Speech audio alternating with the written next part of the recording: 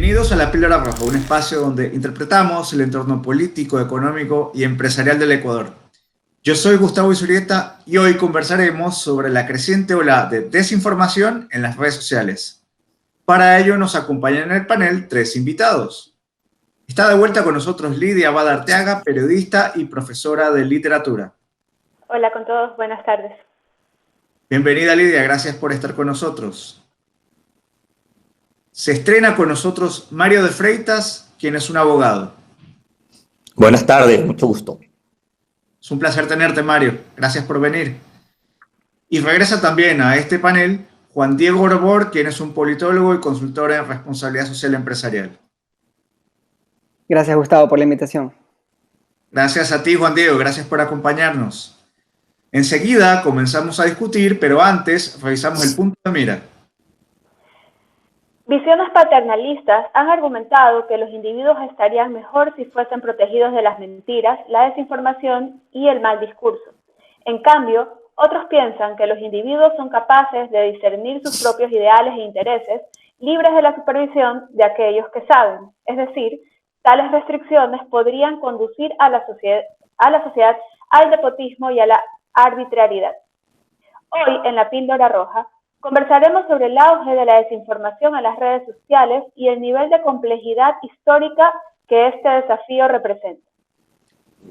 Desde hace varios años, diversos procesos electorales alrededor del mundo han sido afectados debido a campañas de desinformación en redes sociales. Estas buscan desestabilizar y polarizar a la sociedad civil, cosa que han logrado con relativo éxito.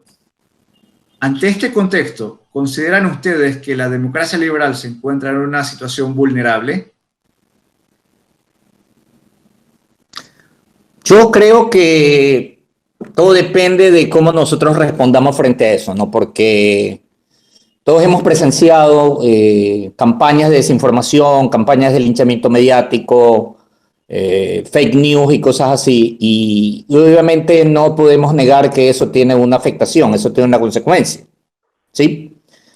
Consecuencias graves inclusive. Ya frente a eso se presenta esta dicotomía que menciona Lidia respecto a que exista un superorganismo más allá de la libertad individual de cada persona para escoger qué publica, qué no publica y qué cree, y la autonomía de la persona para tomar sus propias decisiones, ¿no? Entonces, siempre la regla debe ser la libertad. Obviamente, nunca se ha dicho que la libertad no tiene responsabilidades y no tiene peligros, pero tiene que ser la regla, porque quienes buscan controlarlo, hablemos del Estado específicamente, siempre usan una máscara de oveja, ¿ya? Todo este control estatal que va desapareciendo nuestras libertades poco a poco, siempre viene disfrazado de buenas intenciones. Protegernos, ayudarnos, redistribuir y a los que menos tienen. Nunca se presenta como, yo soy un tirano, un dictador y quiero controlarlos a todos. No, eso no sucede, ¿ya? Entonces, este discurso de que las redes sociales deben ser reguladas para que esto no ocurra, que las personas deben ser protegidas de información falsa. No, o sea, eso es una responsabilidad de cada uno ahora, que es tan fácil. Antes era más difícil, ¿ya? Antes, si un periódico publicaba algo, podían pasar meses o años hasta que la gente se dé cuenta que eso es mentira.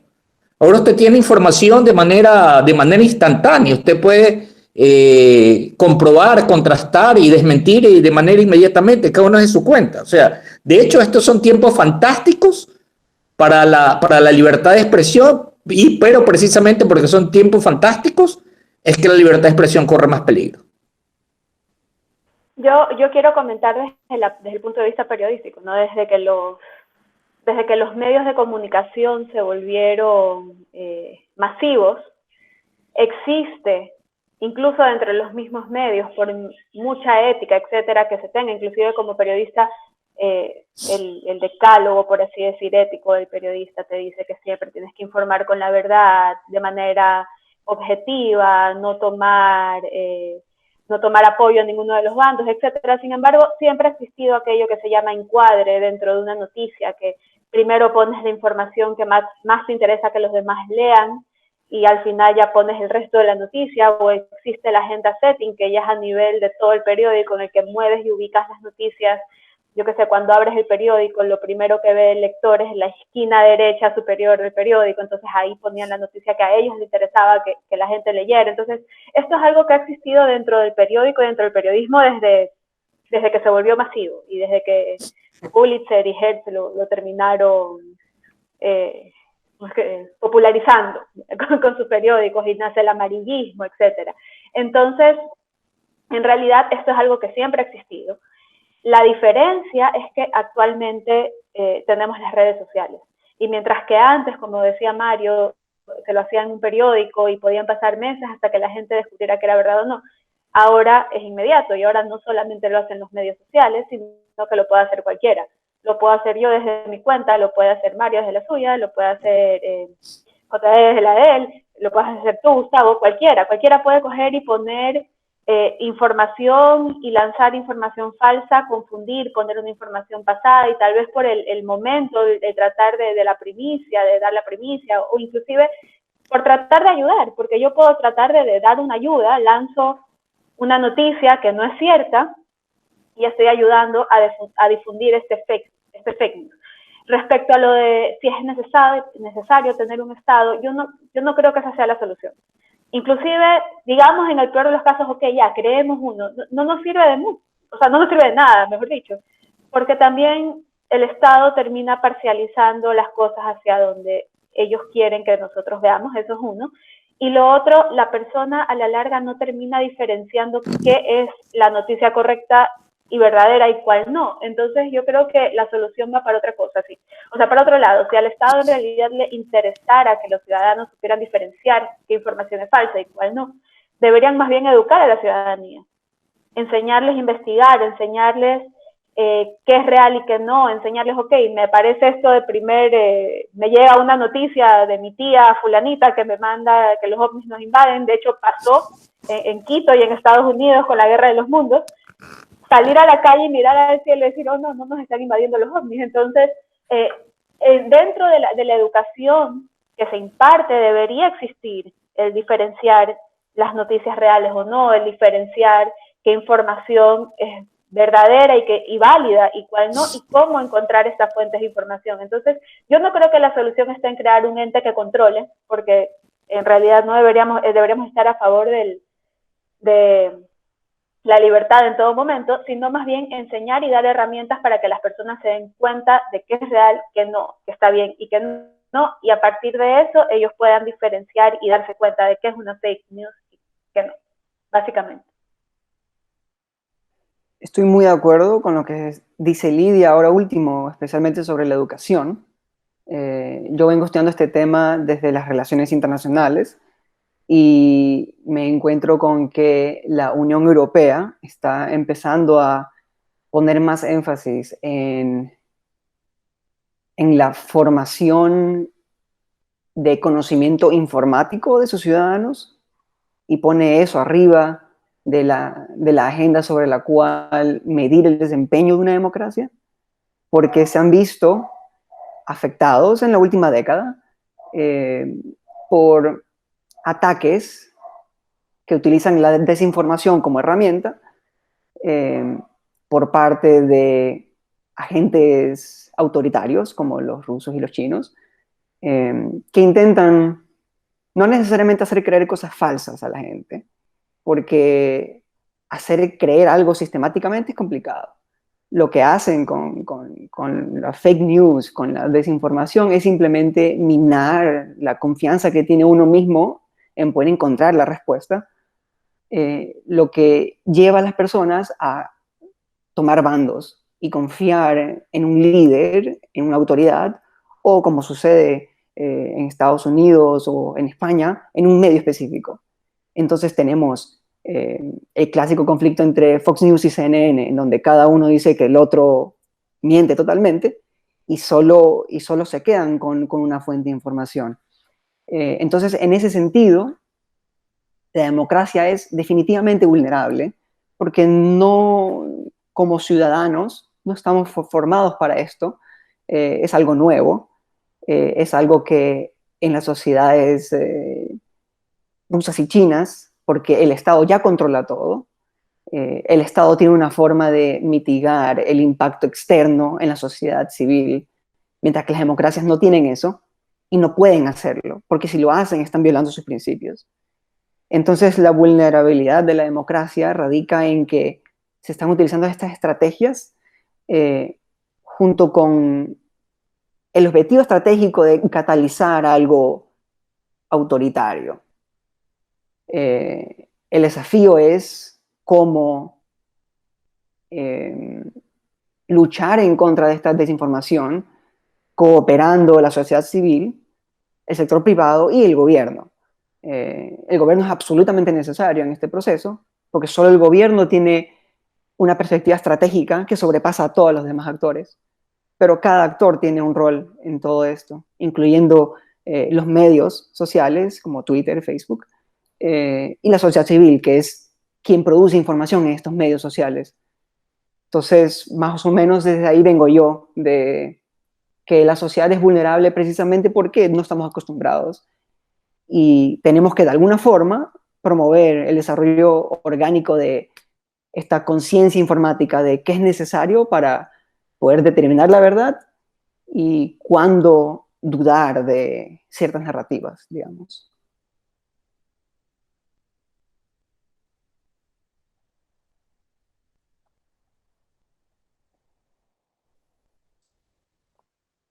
Mario, ¿cuál es tu lectura? Por favor, ¿podrías activar el micrófono?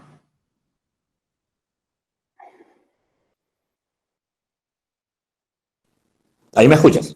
Sí, te escucho. ¿Cuál es tu lectura, Mario?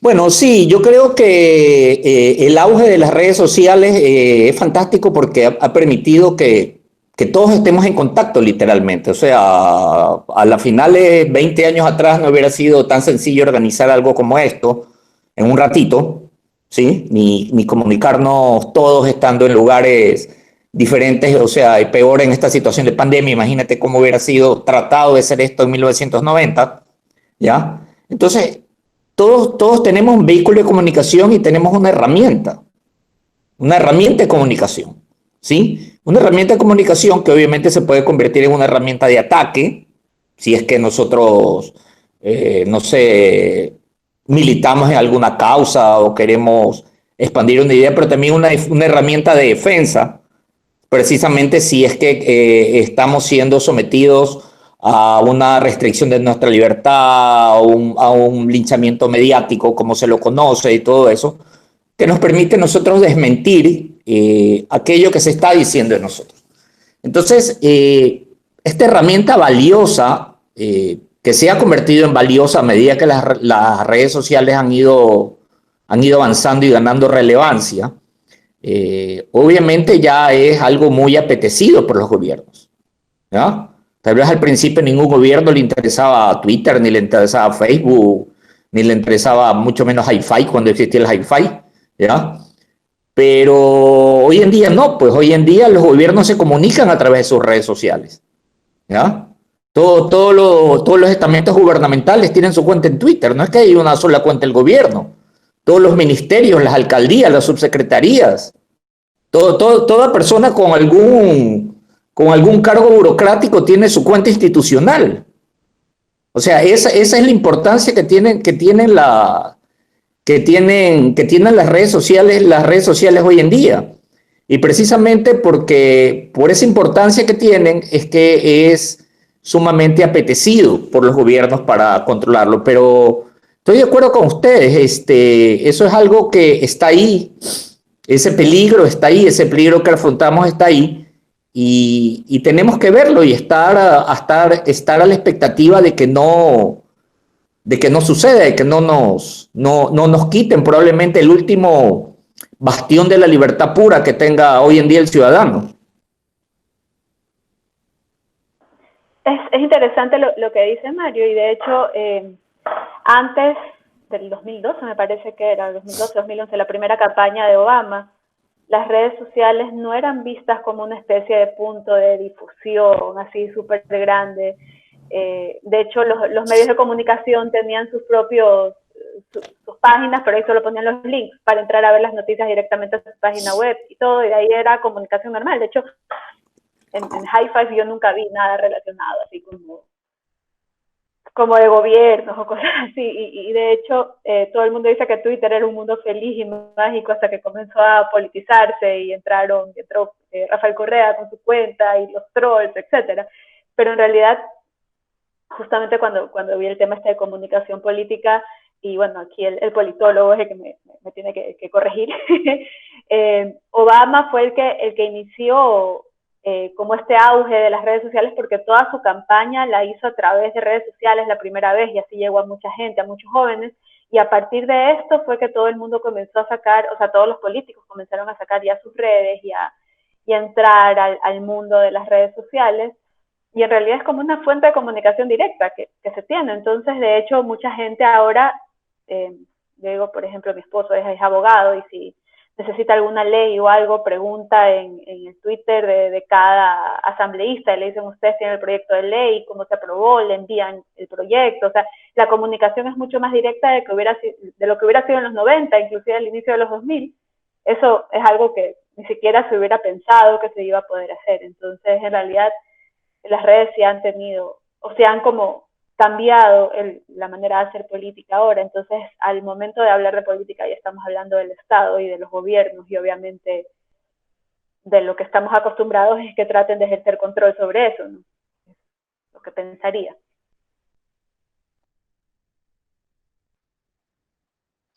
Bueno, lo que agregaría a eso es que si bien Obama utilizó estas plataformas como medios de difusión, en las siguientes elecciones, con Trump, Bernie y Hillary, no solo fueron medios de difusión, sino medios de interacción, y medios por donde cada candidato podía interactuar con las personas directamente, pero con los otros candidatos. Ahí es cuando Trump se hace popular por decir las cosas como son, que no le importa lo que está bien dicho o mal dicho, que no le importa insultar a los otros candidatos. Entonces sí, estas redes sociales son herramientas muy poderosas. Y lo que sucede es que, porque son abiertas, pueden ser capturadas por agentes especializados. Ahora hay muchos estados que tienen sus propias instituciones en donde crean trolls y desinformación. Eso sucede aquí, eso sucede en todas partes. Y lo que ha estado sucediendo en la última década es que el Congreso americano y el Congreso europeo han estado presionando a las compañías de tener mayor autorregulación y determinar por ellos mismos qué se va a permitir y qué no. Un ejemplo clásico es teorías de conspiración, o grupo específico como aquellos que niegan que sucedió el Holocausto en la Segunda Guerra Mundial. Y Facebook se ha visto puesto en la mira de los gobiernos cuando estos grupos que crean desinformación, en este caso sobre el Holocausto, no son detenidos y pueden dar información. Y el algoritmo de Facebook, si es que a alguien le interesa algo similar, le recomienda esta información que no solo es falsa, sino que crea conflicto. Y eso es lo que, por ejemplo, los rusos utilizaban en 2015-2016 en Estados Unidos. Ellos apoyaban tanto grupos de izquierda y de derecha.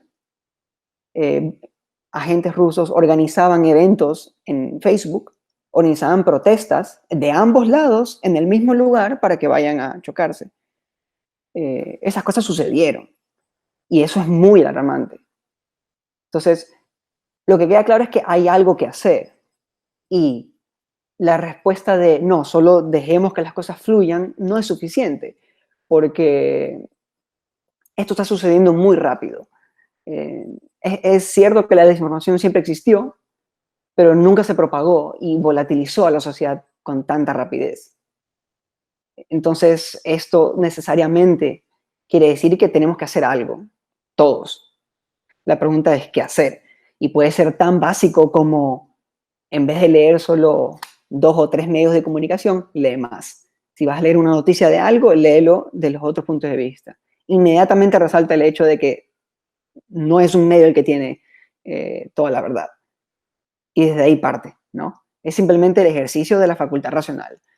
En vez de simplemente depender de que yo sigo en Twitter a ciertas personas y ellos dicen esto, entonces yo tomo eso y lo repito asumiendo que es verdad en vez de comprobarlo. ¿Qué sucede a menudo? Simplemente es un learning process. Hay que aprenderlo y hay que, de alguna forma, integrarlo en nuestro quehacer, no solo profesional, que ya lo hacemos, sino en nuestro quehacer político.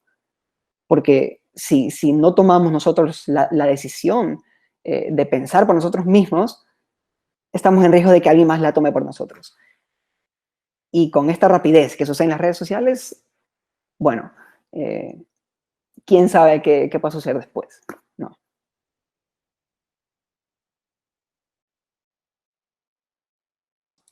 Mario. Yo creo que esto, no, bueno, al menos a mí sí me ha pasado al principio que he compartido una noticia falsa y luego me doy cuenta que es eso, es una noticia falsa o lo que hago es repetir una publicación que es uno de estos periódicos que son sátiras y luego me doy cuenta de eso y me toca ya pues me toca borrar el tweet, la publicación, todo eso. Pero como decían, esto es un proceso de aprendizaje. Esto es un proceso de aprendizaje, no... Realmente si te interesa aportar y, no sé, mantener tu propia credibilidad, el respeto por la gente que te sigue, todo eso, no publicar simplemente por publicar o lo primero que te llega a darle retweet, cuando es algo que puede tener trascendencia sin haberlo verificado primero. ¿Ya? Y tener también, creo yo, ciertos códigos de ética que ya pueden ser personales. O sea, yo creo en la regulación, la única regulación que yo creo es en la regulación personal, en lo que tiene que ver el ejercicio de las libertades. ¿Ya? Ciertos códigos de ética de no publicar cosas que por más que el personaje sea un personaje público, ya entran en su esfera personal que no tienen por qué estarle interesando a nadie. A mí, por ejemplo, me parece sumamente desagradable que los medios de comunicación hayan publicado esa información, que es verdad que Abdalá la dio públicamente respecto a la cantidad de hijos que tenía y cómo se llamaban, pero eso no es una noticia trascendente. O sea, sí, bueno, ya me invitan a la rueda de prensa, yo no controlo, yo no sé de lo que él va a hablar, él habla de sus hijos, yo regreso y borro eso, ¿ya? No tengo que estarlo repitiendo solamente porque lo dijo, porque involucra no solamente a Abdalá, sino a otras personas que no tienen por qué ver su vida personal expuesta. Y eso no tiene ninguna trascendencia social. ¿Cuántos hijos tiene el señor Bucarán? ¿Ya? Entonces, tener esos códigos personales es sumamente importante. Tratar de no caer en provocaciones, tratar de no incurrir en linchamientos mediáticos hacia personas sobre informaciones que no nos constan. Yo creo que es la manera donde todos poco a poco vamos dándole forma y vamos encauzando esto, ¿no? Un encauzamiento que nunca va a ser perfecto, pero siempre va a ser preferible eso a que venga un organismo gubernamental a decirnos qué es lo que debemos publicar y qué es lo que no podemos publicar. Ahora bien, la desinformación es un arma antigua, desde Gengis Khan promulgando falsas noticias de la brutalidad de sus hombres para esparcir el miedo en sus enemigos, hasta las active measures soviéticas para manipular las percepciones de los países occidentales. La desinformación no es, en lo más mínimo, algo novedoso. Lo nuevo es su inmediato alcance. Entonces, desde su perspectiva, ¿consideran ustedes que la lucha contra las noticias falsas supone retomar mecanismos de censura? Yo creo que, como tú mencionas, número uno, las noticias falsas siempre han existido, ¿ya? Porque precisamente la gente manipula la información pública y a través de eso el comportamiento de la gente a través de las noticias. Cuando tú eres un periódico, tú tienes se presupone que tú estás diciendo la verdad. O también si tú eres un gobierno, presupone que el gobierno no miente, entre comillas, ¿ya? Entonces lo que tú das tiene este manto de credibilidad, ¿sí? Eso no ha cambiado, pero hoy en día todo lo contrario. O sea, hoy en día tú tienes herramientas para de manera casi inmediata contrastar eso y contrarrestar eso, no solamente para verificar que si eso que te está diciendo el gobierno o un medio tradicional es cierto, sino para poder replicar, ¿ya? Replicar uno, dos, tres, qué tan viral, por decirlo de alguna manera, tú desmientas, qué sé yo, algo como que se está quemando el manantial y José nos mande foto diciendo, no, si aquí estoy yo chupando y no se está quemando nada, ¿ya? Antes no existía eso. Mira, lo que mencionaba Lidia, ¿ya? Con el asunto esta narración de Orson Welles con la guerra de los mundos que aterrorizó a la gente. Si hubiera sido hoy en día eso, bueno, que me imagino que lo que quiso hacer una broma, no es que estaba buscando ningún beneficio, pero si eso pasara hoy en día, sí, se asustarán las primeras personas hasta que empiezan a llegar las fotos y las noticias, sabes que aquí estoy en el lugar, aquí no está pasando absolutamente nada, ¿ya? O sea, es ahora que tenemos herramientas para contrarrestar la fake news. Antes no las teníamos. Antes podíamos vivir con la fake news años, vidas enteras. Durante la guerra de los 6 días, ya al cuarto día, ya cuando los ejércitos egipcios estaban totalmente derrotados, los generales le decían a Al-Nasser que estaban ganando la guerra. Y él le dijo a los egipcios, salió en cadena diciendo que estaban ganando la guerra. 2 días después él se entera, ¿sí? Que sus generales le habían mentido, que tenían una derrota desastrosa y que inclusive era probable que los ejércitos de Israel tomen el Cairo.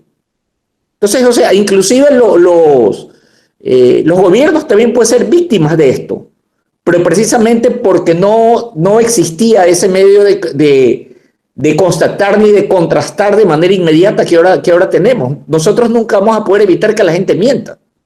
Nunca vamos a poder evitar que la gente quiera sacarle provecho a una información tergiversándola. Nunca vamos a poder evitar que se metan en la vida personal de alguien, ¿ya? Pero yo creo que ahora existen herramientas que no existían antes para mitigar eso. Claro, y de hecho pasó, no sé si se acuerdan, hace unos pocos años atrás, el OVNI que estaba sobre el puente de la Unidad Nacional y que en realidad era un chico que estaba volando una cometa con luces de Navidad ahí desde Entre Ríos.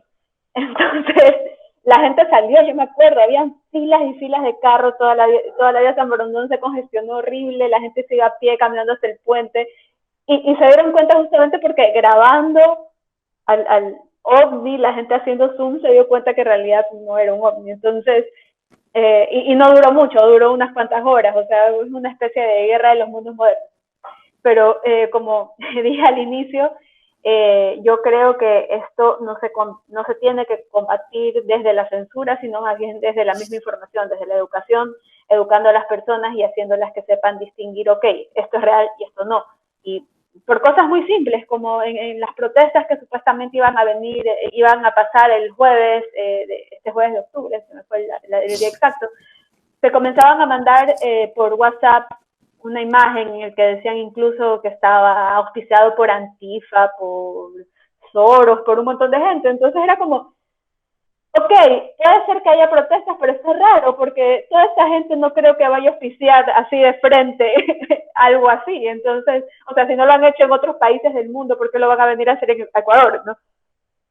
Entonces, es esto aquí, ¿no? De la educación, de decir, ok, esto aquí es verdad, puede pasar una protesta, pero obviamente esto ya está demasiado obvio como para decir, ok, estamos haciendo un póster para pedir a la gente que vandalice las calles, eso ya incluso incurre dentro de un delito, no sé, María, me podrías corregir tú, pero es la educación. Yo creo que esa es la principal herramienta en lugar de la censura, educar para que las personas sepan cómo informarse, básicamente. Y de ahí el resto ya es del consumo de las personas, ¿no? Obviamente, si a mí no me interesa la vida de Bucaram, no voy a comprar el diario que me está poniéndose en primera plana, sino el otro diario que me está informando de las cosas que me interesan. Entonces ahí también radica un poco la libertad de elección de cada persona. Claro, y la situación que es cierta, como dice Mario, hoy tenemos más herramientas para mitigar estos problemas. Al mismo tiempo, estos problemas proliferan, simplemente porque si es una herramienta para hacer una cosa, también es para la otra. Entonces, el desafío es un desafío, yo lo diría quizás organizacional.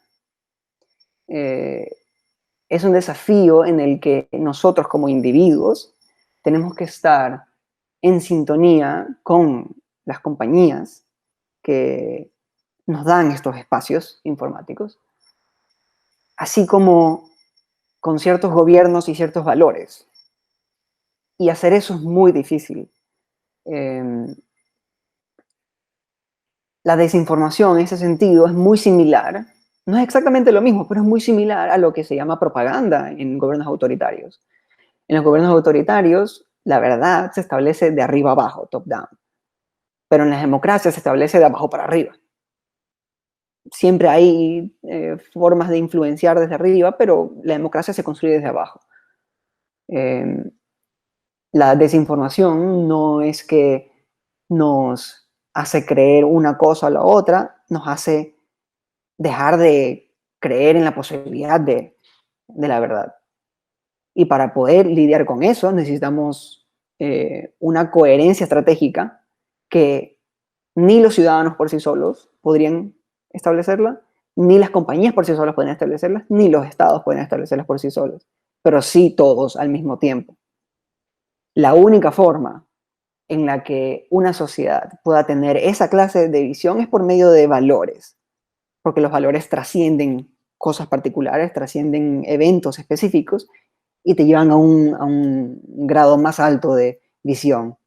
Entonces, eso es lo que está sucediendo en Europa y en Estados Unidos. Lamentablemente, nuestra posición como país no nos pone al frente, sino al fondo. Y lo que sucede en estos otros países, así como sus éxitos, así como sus fallas, nos van a caer a nosotros. Entonces, por ejemplo, ahorita tenemos en Estados Unidos a dos candidatos, republicano y demócrata, ambos diciendo en campaña que quieren derogar la sección 230 de la ley de comunicaciones allá, que es la que garantiza la libertad de expresión en las redes sociales y en el Internet en general. Tanto Biden como Trump quieren eliminar esa sección y regular directamente. Si eso sucede en Estados Unidos, ¿qué hacemos? Entonces, en cierta forma, esto está mucho más arriba de lo que podemos hacer como individuos, pero al mismo tiempo, eso no se soluciona si nosotros tampoco estamos en eso. Entonces, literalmente es un esfuerzo que se tiene que hacer como sociedad, como que as a whole, como un todo. Y la única forma es dialogando, tratando de romper ese ciclo de desinformación y esa cámara de ecos que se crea en Twitter, por ejemplo, o en Facebook, que tú pones like, luego el sistema te da cosas similares. Mientras más likes hagas, mientras más personas de cierta clase sigas, los algoritmos te tiran cosas similares y se crea eco de las mismas ideas. Entonces tenemos que encontrar la forma de romper eso de ahí y poder dialogar todas las partes para darnos cuenta que está sucediendo. Porque es perfectamente posible que las implicaciones de todo lo que sucede sean mucho más grandes de las que podamos comprender ahorita. Y puede que sea demasiado tarde. Como si uno lee, por ejemplo, sobre la vigilancia masiva que hacen los gobiernos, eso ya sucede en todos lados. ¿Eso significa que es muy tarde? Puede ser, pero no tenemos otra opción que seguir intentando. Y en este caso es promover el discurso racional, hablar con evidencia y no solo hacer retweet a lo que sea.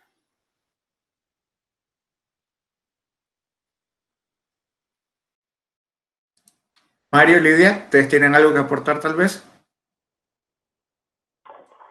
No, eso justamente, que hay control, o sea, que entre los mismos estados se controlan. Justamente estaba viendo que inclusive la manera de informar, siguiendo el ejemplo de Obama-Trump, ¿no? Hubo un montón de políticas que se aplican hoy en día en Estados Unidos que las implementó Obama referente a la migración, no sé, y que la gente ahora acusa a Trump de que él las ha puesto cuando en realidad no es así, y los medios solamente hablan de lo que hace Trump sin decir lo que hizo Obama, digamos. Entonces, ahí también están, tal vez no haciendo un fake news, por así decirlo, pero sí está haciendo que las personas tomen partido a cierto lado, y así el fake news también podría abrirse. Entonces, en el momento en que Trump habla de fake news, bueno, puede que sí tenga razón. Entonces, las personas también tienen que ser conscientes de esto, ¿no?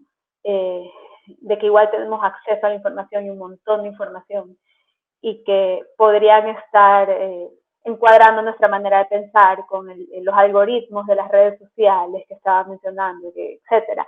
Y también el hecho de que también te muestran solamente lo que tú buscas, y de que tienen nuestros datos. Por eso igual también cuando nos dicen, es que si aceptas tal aplicación van a tener acceso a tus datos, y yo digo, ya no me importa, ya igual mis datos los han de tener hace tiempo. O sea, así yo un día no quiero que los tengan, seguramente los consiguen como sea. Entonces, si bien es cierto, ya son cosas que uno ya no puede, inevitablemente, no sé si se puede hacer algo o no, pero sí desde mi punto de vista ya personal yo puedo decir, ok, yo prefiero consumir esto a esto, y no quedarme solamente con este punto de vista, sino que ver también el otro lado, así no me guste, para poder equilibrar mi pensamiento y decir, ok, yo creo en esto porque yo leí sobre esto, aunque también leí sobre lo otro, y sigo teniendo esta preferencia, ¿no? Entonces, eso es lo interesante de las redes ahora, y de que no haya control tampoco, que uno tenga acceso a toda la información que uno quiera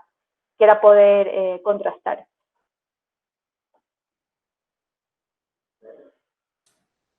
Mario, micrófono. Mario, tu micrófono, por favor. Perdón. Estaba recordando que cuando hubo el asunto del 30S aquí en Ecuador, que el gobierno intervino a los canales de televisión para obligarlos a pasar solamente lo que el gobierno quería dar. O sea, tú estabas informándote a través de las redes sociales, ¿ya? La gente en Quito, los que tenían la información de primera mano, eran los que tenían actualizada a la gente a través de las redes sociales, y ahí tú podías saber realmente o hacerte una idea de qué realmente es lo que estaba pasando, y no comprar necesariamente no necesariamente la historia oficial, ¿ya? Que a la final hay gente que te puede escribir y te pueda mentir, pero que de alguna manera se coordinen tantas miles de personas para mentir cuando no tienen ningún interés en mentir, es como que absurdo pensar eso, ¿ya? Entonces, por eso es el interés, como ya lo dije, ¿no?, de los gobiernos de controlar esto, porque esto precisamente es una válvula de escape respecto a la censura y a las verdades oficiales. O Ahora sobre bien, eso estamos quisiera viendo, agregar perdón, algo no, más. Juan Diego, Eh, por favor. que en cierta forma no es absurdo creer que gente que no quiere mentir miente en redes sociales. Está estudiado. Las mentiras se proliferan más rápido que las verdades en redes sociales. Y esto es algo, bueno, esto es algo básico, ¿no? Que lo, lo que es irracional, lo que no depende de evidencia, es más fácil repetir, es más fácil propagar, especialmente cuando lo dice una autoridad. La verdad es la que requiere trabajo, requiere metodología, eh, y es la que requiere defensa. Y el problema de las redes sociales, al menos hoy en día, es que la forma en la que están construidas generan más mentiras que verdades. Y eso está comprobado. Entonces, la cuestión es, ¿qué tienen que hacer estas redes y estas compañías? Y lo cierto es que algo tienen que hacer. Lo que han estado diciendo hace 10 años, al menos con eso empezaron. Empezaron diciendo que ellos no pueden determinar qué es verdad y qué no es verdad y que la gente tiene que decidir eso. Hoy en día están empezando a tomar acción. Hoy en día cuando Trump pone un tweet, abajo pone Twitter, este tweet tiene información que es maliciosa porque tiene datos que no son verdaderos. Aquí hay fuentes confiables y te pone. Yo creo que eso es excelente. No sé si es la forma ideal necesariamente, pero tienen que aprender y tienen que hacer algo. Y tienen que ser las empresas, porque si no lo hacen las empresas, lo hace el Estado. Y ahí es cuando todos saltamos aquí. Entonces, como sociedad civil, tenemos que estar dispuestos a pedir que se haga algo, no solo esperar que suceda, porque así no es como suceden las cosas. Los cambios suceden porque la gente lo quiere, ¿no? Entonces, solo eso último quería dar. Estamos llegando, amigos, a la parte final de nuestro programa. Quisiera pedirles, por favor, que cada uno de ustedes haga una conclusión final.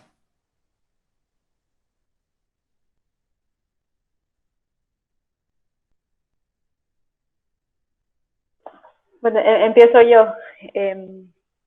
Yo creo que en realidad sí es verdad lo que estabas mencionando, J, de que uno tiene que empezar por uno mismo también, ¿no? Desde la misma sociedad. Inclusive yo, si ofrezco un producto, digamos, y subo una foto del producto, comenzar por subir la foto de lo que yo hago y no cogerme de la foto a otra persona porque es lo mismo. Entonces, como es lo mismo, subo la foto y ya por ahí ya estoy dando algo falso, por así decirlo, porque no estoy utilizando una foto real de mi producto. Entonces, si bien es cierto, no es una fake news, no es una noticia, pero sí estoy dando como una imagen falsa de lo que yo doy, ¿no?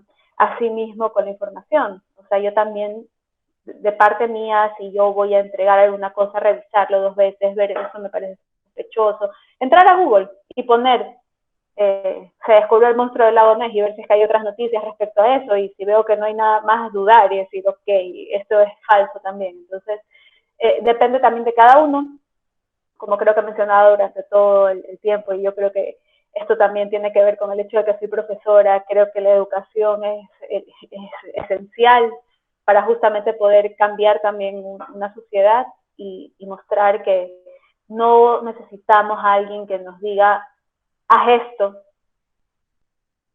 para que las cosas estén bien, sino yo también tener conciencia y yo buscar la información correcta y real para evitar difundir noticias falsas. El momento en que se empieza a controlar esto y se deje de difundir las noticias falsas va a ser cuando la gran masa de personas dejen de difundirlas, no cuando un grupo de personas desde una silla en la capital de un país te digan no lo hagas. Entonces, esa es mi conclusión, que va por ahí, que va por la educación y que va también por las decisiones individuales de cada persona. Voy a difundir o no algo que es falso o no, y voy a comprobar si es real o no la noticia que me acaba de llegar.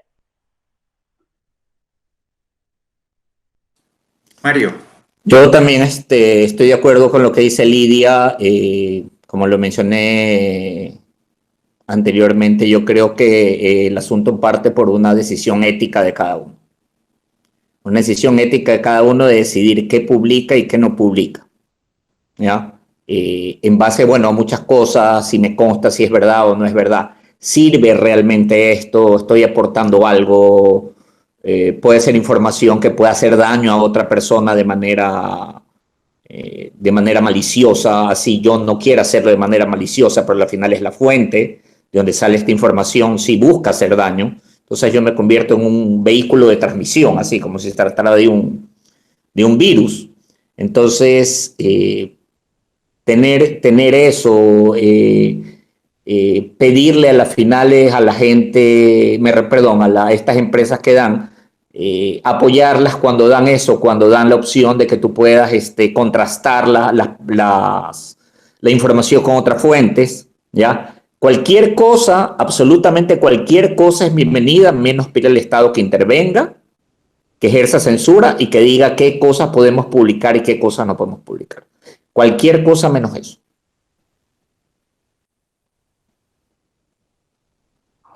Bueno, yo me quedo con lo que mencioné antes como conclusión y le hago retweet a lo que han dicho los demás. Por todo lo expuesto, podemos concluir citando al periodista danés Fleming Rose, quien remarca que hay mucha gente que está convencida de que los gobiernos deben ejercer el papel de regular las noticias falsas, sin darse cuenta de que esto nos arranca la dignidad moral que tenemos como individuos y que nos otorga el privilegio de conocer distintas ideas y tomar decisiones por nosotros mismos. Por este camino nos convertimos en una especie de niños adultos que somos incapaces de tomar decisiones por nosotros mismos. El reto entonces es convencernos de que lo que tenemos que hacer es eliminar las prohibiciones y la censura para ser capaces de alimentar una cultura social en la que se acepte la disidencia, se acepte la ofensa, se acepte la crítica y se entienda que en el fondo somos nosotros mismos quienes debemos tomar decisiones. Amigos, me ha dado muchísimo gusto compartir con ustedes este espacio, me ha dado muchísimo gusto volver a verlos. Les mando un fuerte abrazo y nos vemos en una próxima ocasión.